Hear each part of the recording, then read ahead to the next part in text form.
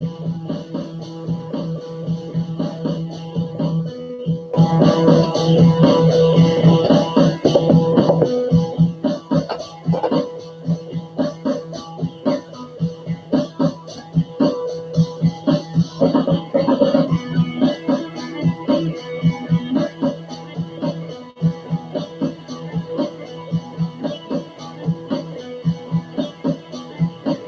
right.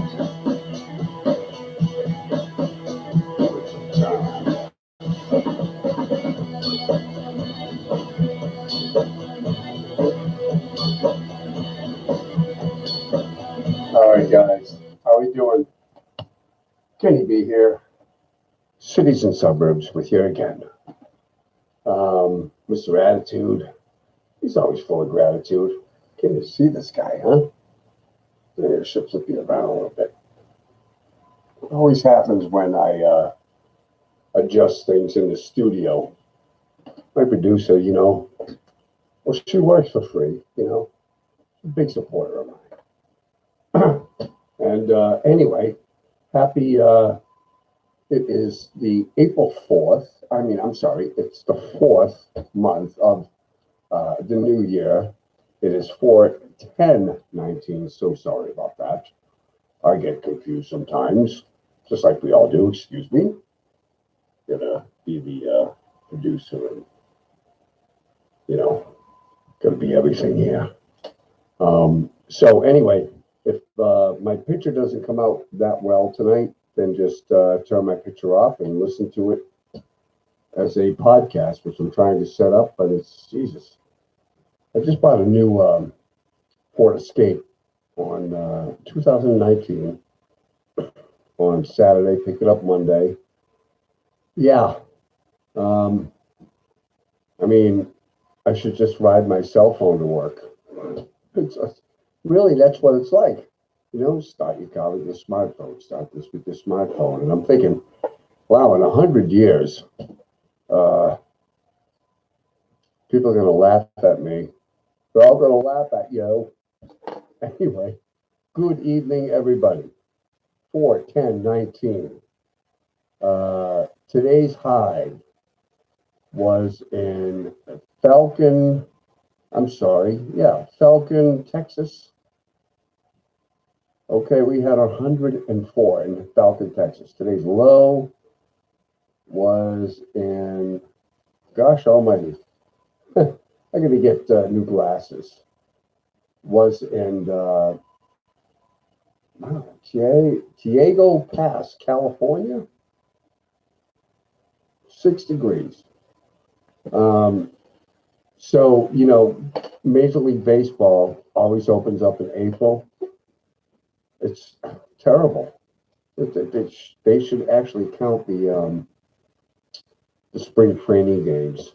They'll probably do that in 100 years too, to actual contests, because they're paid professionals. I get it. And talking to someone today, as I was having my new vehicle inspected, they couldn't believe that the Toronto, I think he's a shortstop, stole home plate off Chris Sale. But Chris Sale is, I would say, with sports, real quick. Get arm. We overpaid for Chris Sale. We always overpay. Everybody always overpays for pitching. I know it. Mr. Attitude knows it. Just the way it goes. But yeah, so the weather sucks across the nation. That's just the way it's going to go for the next 6 weeks. So unpredictable. There was snow up in North County today, up in Worcester. Wife called me today and said, geez, it's, text me and said, text, there you go, 100 years from now, it's going to be whatever. Maybe we'll go back to the, homing pigeons. But yeah, it was snowing showers up in North County. So, yeah, so the weather sucks across the nation. It's unstable, and we're not going to get into a really stable pattern until probably June nationwide. So we'll see. But anyway, I'm not going to get into the global warming stuff or any of that stuff. but because you just have to live in real time, deal with what you have to deal with. Sports, Red Sox 3-9. I think I smell something. Hold on. Yeah, they need to perform better than that. World Series champions 4 times in, the last, 15 years. You need to come out with there's a big mandate on the Red Sox this year. There certainly is. There's high hopes for the Red Sox. I'm not looking for them to repeat it. Ooh, they should repeat. Just, they're going to be competitive. They're going to have fun. Relax. I've been watching the Red Sox for a long time, watching a lot of sports for a long time. And I also have my job to worry about going back and forth, right? So the Ecotarium in Worcester, the Ecotarium and natural science, nature and natural science, used to be the old Worcester Science Center. All of us old timers know that, but they just got 2 a brother and sister mountain lion, which they call kittens. I just thought they called them cubs, but they're calling them kittens. They got them from the Oakland Zoo, adding them to a 2-story exhibit. I got to tell you what, I hate zoos. I hate zoos. I do not go to zoos. I hate animals being locked up in cages. I wouldn't want to be that way. Ask Rodney McDowell if you could watch that episode when he landed on some planet and they locked him in an exhibit. Actual human in his natural habitat. He had the phone and everything. It didn't work, but don't like it. I'm not making light of that. I don't go to zoos. I don't go to aquariums. I don't go to see living animals all caged up. Hate them. Stupid. They need to, roam free.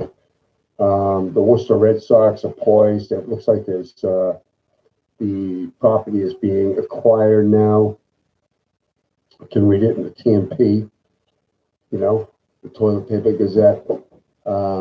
That's overpriced, by the way. Springfield Republican, $1, color, full, readable, good quality. And I don't care if these guys hear me or not. The Telegram and Gazette I worked for them at one point, but terrible reporting. Terrible, terrible, terrible. If you're an ant crawling around on ink, you'd probably be able to read it because it'd be like this, but oh gosh.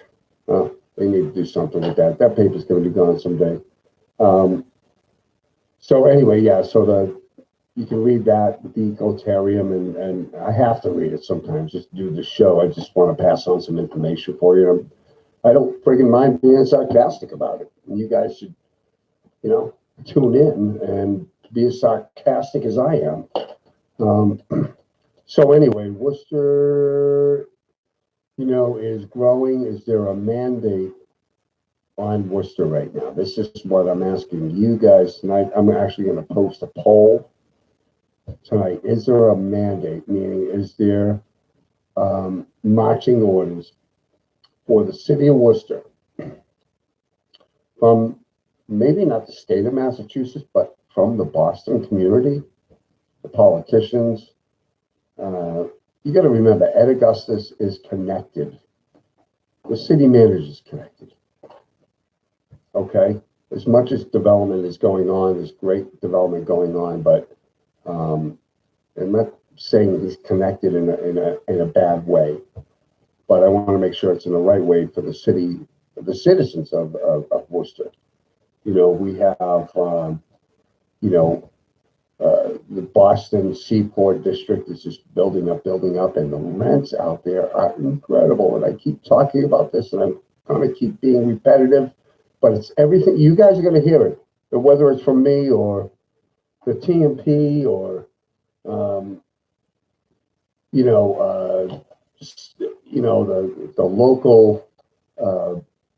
the local radio station in the morning that broadcasts out of Paxton, which I'm not going to name, but with the host that, well, it's a show about them. Once in a while, there's some news coming out of that station in the morning, but, you know, uh, I would say too, I was watching tonight, Chata TV3, is Worcester ever going to have its own radio station?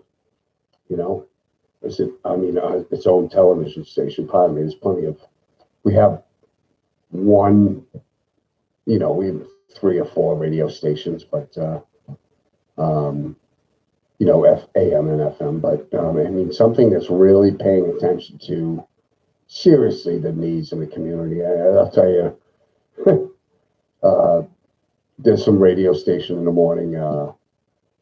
It's a 580 digital. I see it on my. It provides me nothing. It provides me nothing. You have to do your research these days. But anyway, so yeah. Is there a mandate on Worcester? If Worcester continues to grow, it's going to need the amenities. Okay, we're talking about the Green Island District. Weintraub's is gone. Gone. It was sold off. It's done. That was in the old Jewish section of Worcester. The demographics are shifting in Worcester, so you don't have the. Everybody knows that Water Street, and that was a heavily concentrated Jewish delicatessen and eatery and homemade breads, and you had 4 or 5 every Sunday. You go down there and buy your bulkies and your rolls. You can smell it from miles around. That's gone. And that's fine. It's shifted into into more of a demographic where there's restaurants going in there and kind of falling in line where the city is going, in terms of luring all the young entrepreneurs from the Boston area, Metro West, and into Worcester, because there is no way that the economy is going to keep pace. People's earnings are going to keep pace with the rents in the Boston area. It's just not going to happen. We've been told to go to college and spend $200,000 on an education and graduate into, unless you've been recruited by some top shelf company. But you're going to come out. Most people I know, they're very smart, who went to several great colleges, or it's just not finding the jobs to be able to pay off that loan when they're throwing $600 a month at it. So that being said, you get a younger population that is actually moving into the cities, which Worcester, like I said, I go back to the mandate. The mandate is,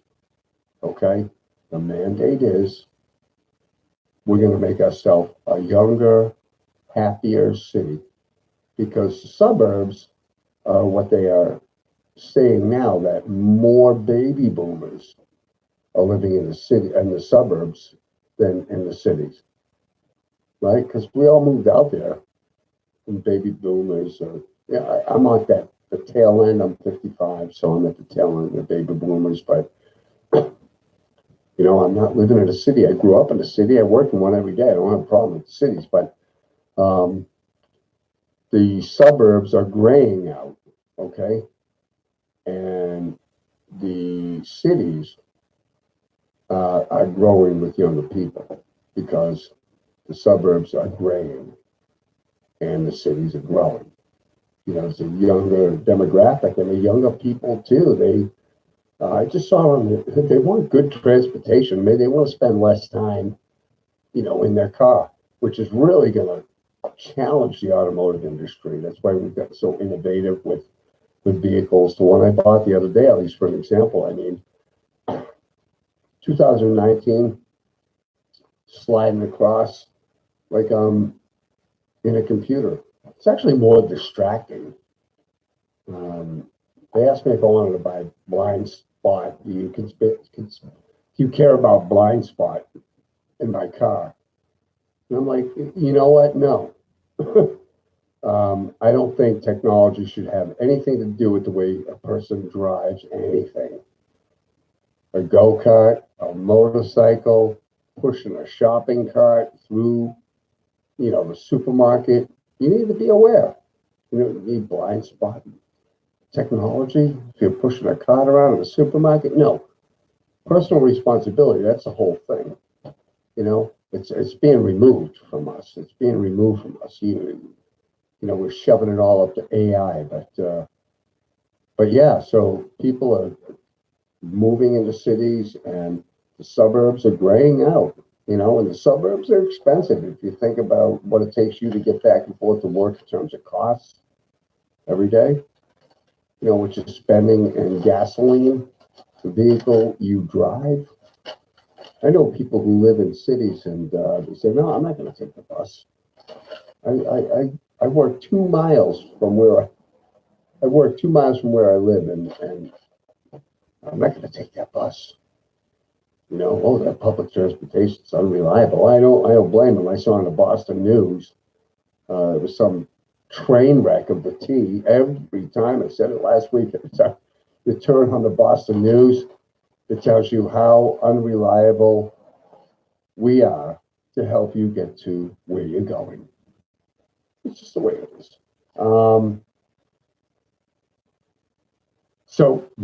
So I'm just going to leave you with that, guys. And I probably chewed up enough of your night. We'll see how this tape comes out. And but yeah, we'll see. We'll see what happens. I mean, the cities are where young people want to be. And 50, 60 years ago, we were said, hey, society said, hey, you got a vehicle, you can get out of those old, dirty, crappy cities. And you can isolate with your family. So I'm going to put a poll question up there tonight. Do you think where are the best places to live to experience communities versus cities or suburbs? Okay, where do you experience community?